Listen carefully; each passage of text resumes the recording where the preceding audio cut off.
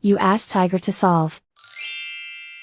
This deals with linear equations with one unknown. The final result is k equals -7. Let's solve it step by step.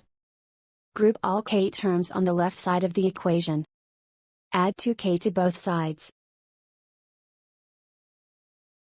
Simplify the arithmetic.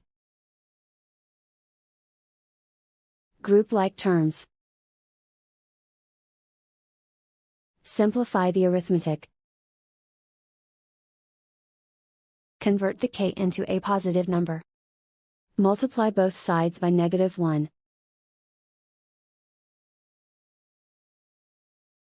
Remove the ones. Simplify the arithmetic. And so the final result is k equals -7.